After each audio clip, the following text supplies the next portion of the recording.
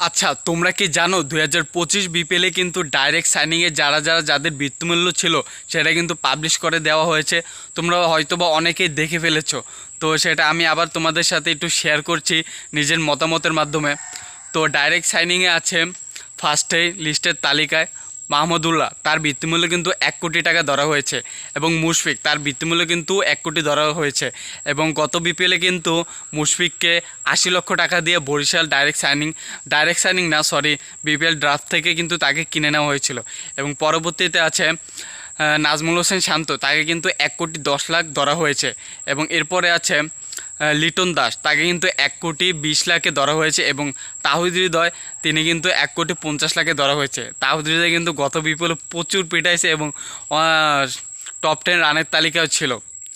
Top 10 তিনি মনে হয় নাম্বার 1-এ ছিল না, যেন 2-তে ছিল, আমার সঠিক এখন মনে নেই।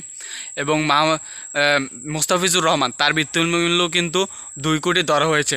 এবং তিনি কিন্তু ইতিমধ্যে তাকে কিন্তু ঢাকা ক্যাপিটালস তাকে কিন্তু ডাইরেক্ট সাইনিং করে নিয়েছে। এবং সাকিব ভাই, তার কিন্তু এখনও বৃত্তিমূল্য অতটা ওইভাবে প্রকাশ করা হয়নি। এবং তিনি কিন্তু গত বিপিএলে রংপুর রাইডার্সের হয়ে 1 কোটির মাধ্যমে খেলেছে, এইবার হয়তোবা 1 কোটির মাধ্যমে খেলবে যদি খেলে। তো আশা করছি 2025 বিপিএলটা অনেক উত্তেজনামূলক, অনেক আনন্দদায়ক হবে 2024 বিপিএলের চেয়ে। এবং এখন কিন্তু বর্তমানে নতুন সভাপতি এসেছে পিসিবি ক্রিকেট বোর্ডে। তো আশা করছি তিনি আরও ভালো কিছু করবে আগের থেকে। এবং আমাদের আরও একটি প্লাস পয়েন্ট হলো যে এসএ টি20 থেকে কিন্তু অনেক ভালো ভালো প্লেয়ার, নামি দামি প্লেয়াররা কিন্তু বাদ পড়ছে, তাদের কিন্তু দলে নেওয়া হচ্ছে না। যেমন একটা নাম বলি আমি তোমাদেরকে, টেম্বা বাবুও কিন্তু সেখান থেকে বাদ পড়েছে তাদের নিজেদের লিগ থেকে।